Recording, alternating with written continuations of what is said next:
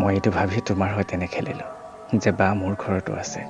আজি মই তোমাৰ সৈতে খেলিলে কাইলৈ আন কোনোবাই মোৰ বাৰ সৈতে খেলিব। তোমাৰ ভাইটি যিদৰে মৰমৰ ন, ময়ো মোৰ ঘৰত সকলোৰে মৰমৰ ভাইটি। যিদৰে তুমি তোমাৰ ভাইটিক দুখত চাব নোৱাৰা ন, মোকো দুখত চাব নোৱাৰে মোৰ বাহঁতে। আজি তুমি মোৰ সৈতে যি কৰিলা, মোক কন্দুৱালা, মোক চিট কৰিলা, মোক কষ্ট দিলা, এদিন তোমাৰো ভাইটি ডাঙৰ হ'ব আৰু কোনোবা ছোৱালীৰ প্ৰেমত পৰিব।